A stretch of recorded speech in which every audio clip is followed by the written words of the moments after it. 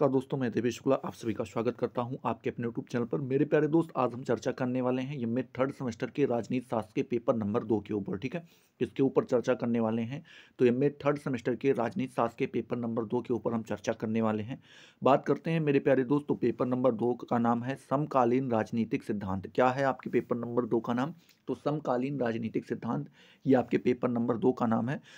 तो आप जिस किसी भी यूनिवर्सिटी से एमए कर रहे हो, अगर आपका सब्जेक्ट पॉलिटिकल साइंस अर्थात राजनीति शास्त्र है मेरे प्यारे दोस्त, तो वहाँ का सिलेबस उठा के जरूर चेक कर लीजिएगा कि क्या आपके पेपर नंबर 2 का नाम समकालीन राजनीतिक सिद्धांत है या नहीं है तो अच्छी बात है, धड़ल्ले के साथ तैयारी कीजिए, कोई दिक्कत नहीं है। अगर नहीं है तो जरूर चेक कर लीजिए कहीं पेपर नंबर 3, पेपर नंबर 4 या फिर पेपर नंबर 1 का नाम तो नहीं है। होगा कुछ नहीं, जब यहाँ से आप मेरे प्यारे दोस्त पेपर देने जाएंगे आपके दिमाग में रहेगा कि सर ने पेपर नंबर 2 की तैयारी बहुत ज़बरदस्त करवा रखी है। अभी जो क्वेश्चन पेपर आएगा उसको चीर फाड़ डालेंगे। चीरने फाड़ने का आशय हमारा यहाँ से प्रश्न पत्र को चीर फाड़ देने से नहीं है, मतलब कि बहुत धड़ल्ले के साथ उसको करेंगे। ठीक है, लेकिन लेकिन जैसे ही आपके सामने मेरे प्यारे दोस्त प्रश्न पत्र आएगा और आप उस प्रश्न पत्र को देखेंगे, वहाँ के प्रश्न को पढ़ेंगे, आपके पैरों तले ज़मीन खिसक जाएगी, क्योंकि वहाँ पर मेरे बताए हुए एक भी प्रश्न आपको देखने को नहीं मिलेंगे। क्यों नहीं देखने को मिलेंगे? क्योंकि पेपर नंबर 2 का नाम समकालीन राजनीतिक इतिहास था ही नहीं। और सर बार बार बोल रहे थे कि भैया चेक कर लो चेक कर लो, लेकिन आप उसको चेक नहीं किए थे। तो चेक करना ये आपकी पहली जिम्मेदारी होती है। ठीक है, अगर आपका सही है तो फिर आपके लिए मैं यहाँ पे कुछ प्रश्न लेकर के आया हूँ। इनको आपको एकदम से रट लेना है, कंठस्थ जिसे कहते हैं, वो कंठस्थ कर लो इन प्रश्नों को, क्योंकि आपकी परीक्षा में आने, मान के चलिए कि यहाँ से पेपर प्रश्न पत्र प्रश्न आने एकदम फिक्स ही फिक्स हैं। ठीक है, चलिए अब हम बात करते हैं एक प्रश्न एक एक करके प्रश्नों के बारे में। पहला प्रश्न आपका यहाँ पर मेरी प्यारे दोस्त दिया गया है कि राजनीति विज्ञान एक विज्ञान है, इस कथन के बारे में आपको कुछ बताना है। तो पहले बात आप लिखेंगे कि किसी भी विषय के क्रमबद्ध सुसंगठित ज्ञान को विज्ञान कहते हैं। मतलब कह रहे हैं कि अगर कोई भी विषय है, सब्जेक्ट है, अगर क्रमबद्ध मतलब सीरियल से, आप समझ रहे हो ना, सुसंगठित मतलब व्यवस्थित रूप से, ठीक है, सुसंगठित व्यवस्थित रूप से, क्रमबद्ध मतलब सीरियल से जो ज्ञान दिया जाता है मेरे प्यारे दोस्त, उसी को विज्ञान कह दिया जाता है। बात करते हैं राजनीतिक विज्ञान में ऐसा ही होता है। कैसा होता है? इसमें भी क्रमबद्ध और सुसंगठित ज्ञान दिया जाता है। तो इसलिए यह एक क्या है मेरे प्यारे दोस्त? विज्ञान है। इसे वैज्ञानिक होने के पक्ष में निम्न तर्क दिए जा सकते हैं। मतलब कह रहे हैं अगर आप इसको जो है वैज्ञानिक साबित करना चाहते हैं, प्रूव करना चाहते हैं, तो उसके पक्ष में कुछ बातें आप लिख सकते हैं जो यहाँ पर एक एक करके बताई गई हैं।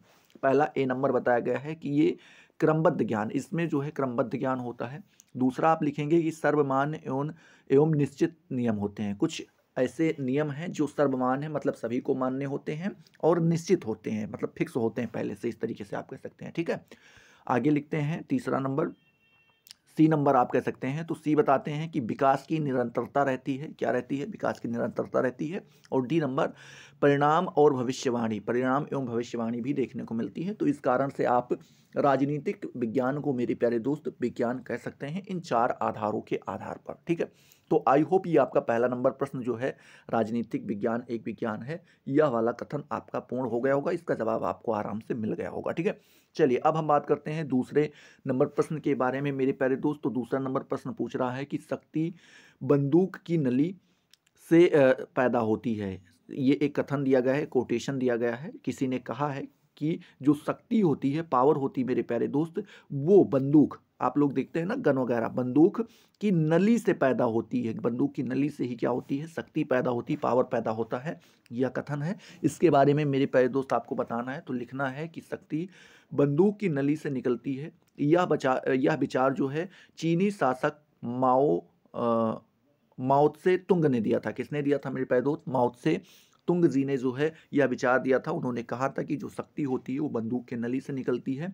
माओ चीन में साम्यवाद दल का नेता था। कैसा नेता था मेरे प्यारे दोस्त? तो आप बताएंगे चीन में जो साम्यवाद दल था उसी का एक नेता था ये माओ। लिखेंगे अक्टूबर 1949 में को चीन में साम्यवादी क्रांति का नेता वही था। कब हुआ था मेरे प्यारे दोस्त? 1949 ईस्वी के आसपास अगर देखें अक्टूबर, तो उसमें मेरे प्यारे दोस्त जो चीन में देखें तो उसमें साम्यवादी जब क्रांति हुई थी तो उसका नेता कौन था? आपका ये माओ ही था। आगे लिखेंगे सफल क्रांति होने के बाद उसने शासन की शक्ति अपने हाथों में लेकर पोलिट ब्यूरो का गठन किया। क्या किया मेरे प्यारे दोस्त, जैसे ही उस क्रांति में वो सफल होता है, जो आपकी साम्यवादी क्रांति थी, जैसे ही उसमें सफल होता है, फिर वो शासन की शक्ति को अपने हाथ में ले लेता है और पोली ब्यूरो का गठन करता है। किसका? सॉरी, पोलिट ब्यूरो का गठन करता है। यह संस्था नीति निर्माण का कार्य माओ के नेतृत्व में करती थी। ये क्या करती थी मेरे प्यारे दोस्त? नीति का निर्माण करती थी। और किसके नेतृत्व में करती थी? माओ के नेतृत्व में करती थी। कौन करती थी? पोलिट ब्यूरो, पोलिट ब्यूरो। ठीक है, आगे आप लिखेंगे मेरे प्यारे दोस्त कि उसने किसी भी व्यक्ति को शक्तिशाली नहीं माना। किसी भी व्यक्ति को क्या नहीं माना है?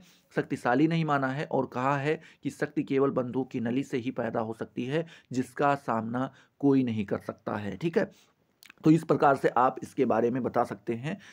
शक्ति जो है बंदूक के नली से निकलती है, या किसने कहा था? ये आपके मेरे प्यारे दोस्त माओ से तुंग जी ने कहा था। इस प्रकार से बताइएगा और आराम से उनके बारे में बता दीजिएगा कि ये साम्यवादी नेता थे, साम्यवादी विचारधारा के नेता थे। ठीक है, दल के नेता थे और साम्यवादी क्रांति का भी नेतृत्व इन्होंने किया था। नेतृत्व जब क्रांति सफल हुई, इसके बाद इन्होंने सत्ता को अपने हाथ में ले लिया। उन्होंने पोलिट ब्यूरो का गठन किया। वो क्या करती थी? नीति का निर्माण करती थी। किसके नेतृत्व में? माओ के नेतृत्व में करती थी।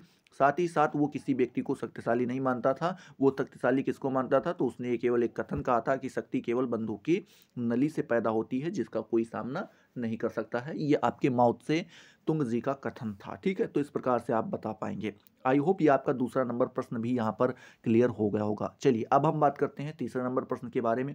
तो तीसरा नंबर प्रश्न मेरे प्यारे दोस्त आपसे पूछ रहा है उदारवाद क्या है, आपको यहाँ पे बताना है। ठीक है, थोड़ा बहुत जो कुछ भी आप जानते हैं आराम से बता सकते हैं। तो यहाँ पर आप लिखेंगे, क्या लिखेंगे मेरे प्यारे दोस्त? एक मिनट। हाँ, यहाँ पर आप लिखेंगे कि उदारवाद से तात्पर्य व्यक्ति को स्वतंत्र छोड़ दिया जाए। मतलब बताते हैं कि उदारवाद से तात्पर्य लिया जाता है मेरे प्यारे दोस्त कि कोई भी व्यक्ति हो, उसको हम क्या करते हैं? स्वतंत्र छोड़ दें, किसी भी प्रकार का उसके ऊपर बंधन न रखा जाए। राज्य को सीमित अधिकार दिया जाए। राज्य को क्या होने चाहिए? कुछ ही सीमित अधिकार देने चाहिए, हर जगह पे उंगली न करे। ठीक है, समझ रहे हो ना? आगे लिखते हैं कि व्यक्ति जो कार्य नहीं कर सकते उन्हीं कार्यों को केवल राज्य के द्वारा किया जाए। मतलब कह रहे हैं कि जो व्यक्ति के द्वारा करना संभव ना हो, मतलब व्यक्ति अकेला कोई ना कर पाए, तो उसको किसके हाथ में छोड़ना चाहिए? वही कार्य राज्य को करना चाहिए। सभी जगह पे टांग नहीं अड़ाना चाहिए। ठीक है, उदारवादी में बताया गया है। आगे लिखते हैं कि उदारवाद इस सिद्धांत पर आधारित है कि वह सरकार सबसे अच्छी है जो सबके काम सबसे कम शासन करती है। मतलब उदारवाद में ये बताया गया मेरे प्यारे दोस्त, जो सिद्धांत है इसकी जो आधारशिला वो ये मानती है कि वही सरकार सबसे अच्छी मानी जाती है जो सबसे कम शासन करती है। वही सरकार क्या होती है? अच्छी होती है। अगर कोई सरकार लगातार बन रही है तो वो सरकार अच्छी नहीं है, ये उदारवाद के लोग कहते हैं। ठीक है, अर्थात जो सरकार सबसे कम नियमों का निर्णय करे मेरे प्यारे दोस्त, वही सरकार क्या होती? सबसे अच्छी होती है। बाह्य आक्रमण से देश की रक्षा एवं शांति व्यवस्था बनाए रखने का दायित्व मात्र राज्य का है। राज्य का कार्य क्या बताते हैं कि अगर कोई बाहरी अटैक हो रहा है, कोई दूसरा देश आकर के आपके ऊपर आक्रमण कर रहा है, तो उससे आपकी सुरक्षा करे और साथ ही साथ शांति व्यवस्था बनाए रखे। ये दोनों दायित्व किसका हो जाता है? राज्य का हो जाता है मेरे प्यारे दोस्त। आगे लिखेंगे शेष कार्य व्यक्ति के द्वारा किया जाना चाहिए, और जो बचा हुआ कार्य है वो कौन कर लेगा? वो व्यक्ति खुद कर लेगा, अपने आप कर लेगा। समझ रहे हो ना? तो उदारवाद आपका यहाँ पर क्लियर हो जाता है। उदारवाद में अगर मोटी मोटा जानना चाहें तो कह सकते हैं कि उदारवाद व्यक्तियों को स्वतंत्र छोड़ देता है।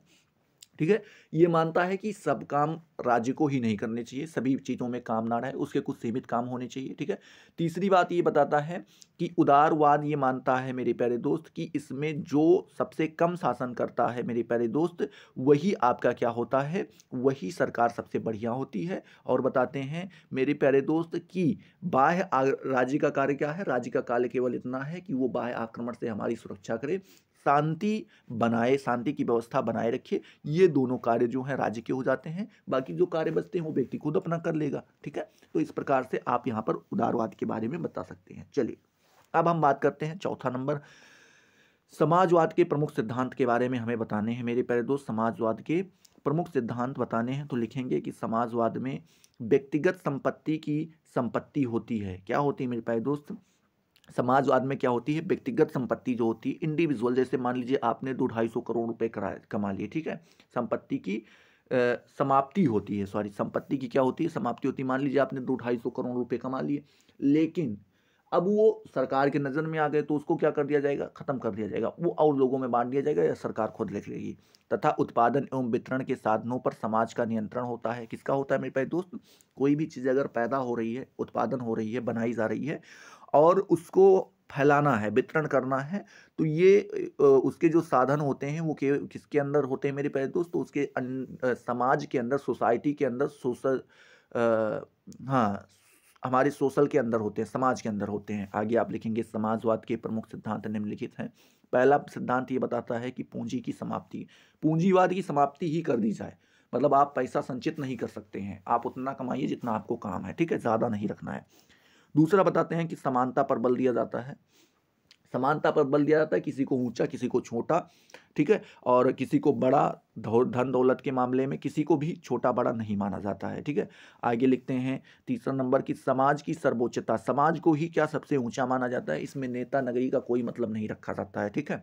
चौथा बताते हैं सहयोग की भावना, एक दूसरे के लिए खड़े रहने की ये भावना होनी चाहिए, ये इनका चौथा सिद्धांत हो जाता है। पांचवा सिद्धांत लोकतांत्रिक विचारधारा, लोकतांत्रिक मतलब कि लोगों के हाथ में निर्णय होने चाहिए, सभी के हाथ में ना हो, लोगों के हाथ में होने चाहिए।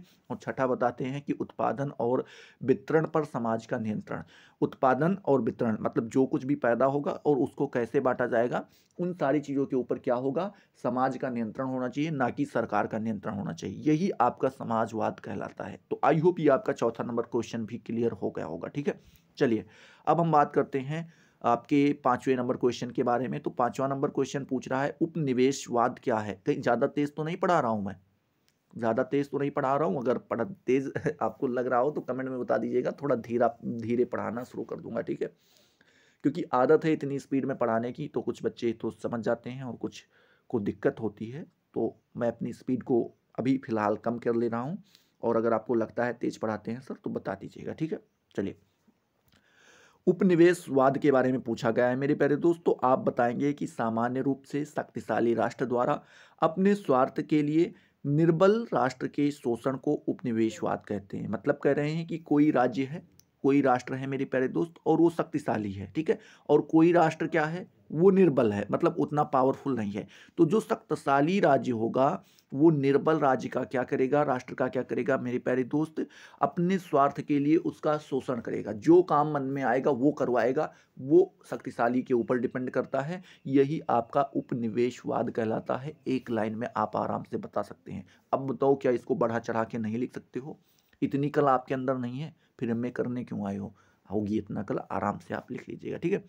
आगे लिखिएगा कि उपनिवेशवाद में उपनिवेश की जनता क्या मेरे प्यारे दोस्त, उपनिवेश की जनता एक विदेशी राष्ट्र द्वारा शासित होती है, जैसे आज़ादी से पूर्व भारत की जनता ब्रिटिश शासन के अधीन थी। मतलब करें उपनिवेशवाद जो है मेरे प्यारे दोस्त, इसमें उपनिवेश की जो जनता होती है वो क्या होती है कि कोई बाहरी, जैसे एग्जाम्पल के तौर पे यहाँ पे बताया गया है कि भारत में पहले किसका राज्य था, तो अंग्रेजों का था, ब्रिटिश सरकार का था। वो क्या थी, बाहरी सेना, बाहरी लोग आकर के यहाँ पे रह रहे थे और वही कुछ लोग क्या कर रहे थे, हम लोगों के ऊपर राज्य कर रहे थे, ठीक है।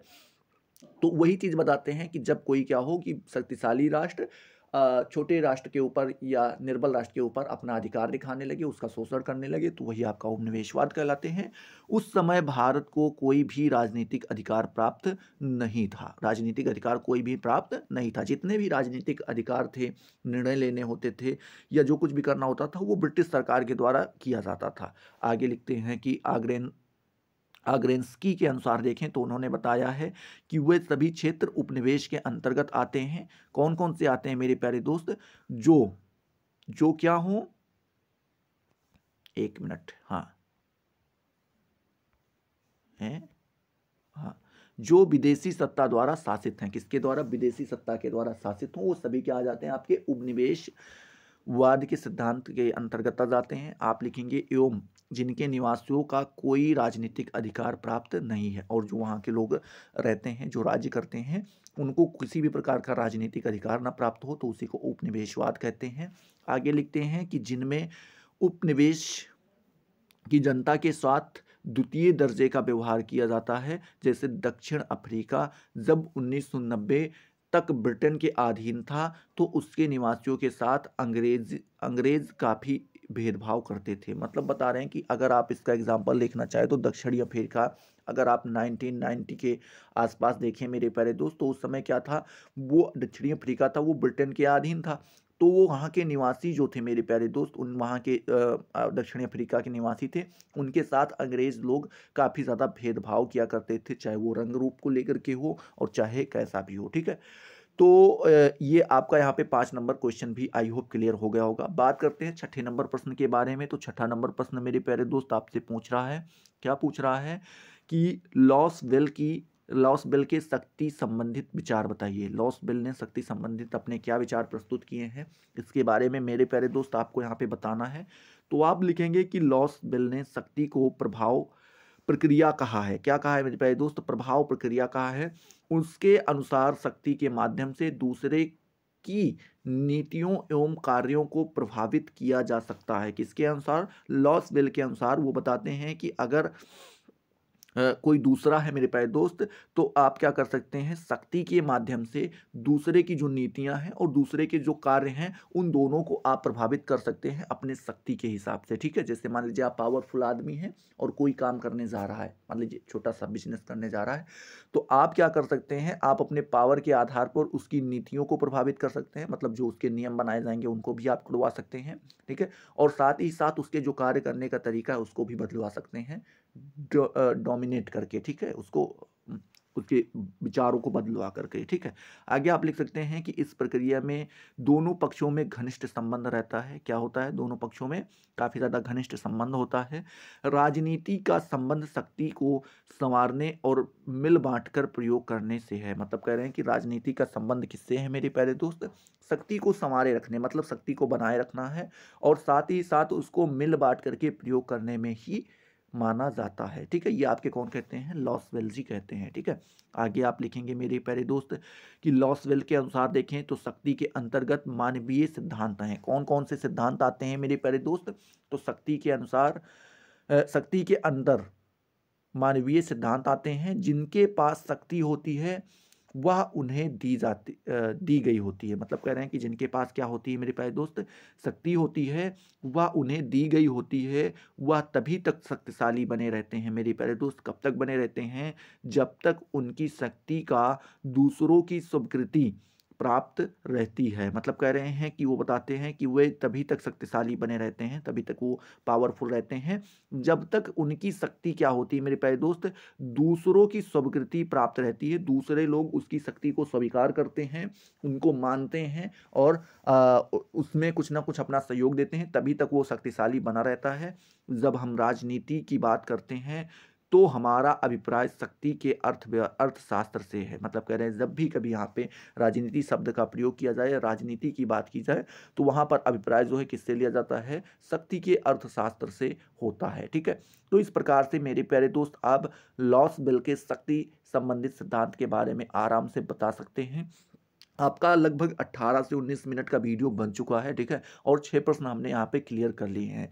ठीक है, अगला पार्ट मैं लेकर के आऊँगा आपके लिए, क्योंकि वीडियो जब काफ़ी ज़्यादा लंबा हो जाता है तो आप उन चीज़ों को देखना नहीं चाहते, और देखना नहीं चाहते तो हमारी मेहनत बर्बाद होती है। तो मेहनत हम उतनी ही करेंगे जितना आप आराम से हजम कर ले जाओ। ठीक है, हाजमा अपना आप बढ़ाओ, सही करो, फिर वीडियो भी लंबी आने लगेगी। ठीक है, वीडियो पसंद आया तो कहने की ज़रूरत नहीं, फटाफट लाइक करो। कमेंट सेक्शन में ज़रूर बताओ वीडियो कैसा लगा, पार्ट 2 लाना है कि नहीं लाना है। और और और आपको यहाँ पे ध्यान भी रखना है मेरे प्यारे दोस्त कि अगर अभी तक चैनल को सब्सक्राइब नहीं किया तो सब्सक्राइब भी कर लेना है और बेल आइकन को भी प्रेस कर देना है। मिलते हैं नए जोश नए टॉपिक के साथ, तब तक के लिए जय हिंद, जय भारत।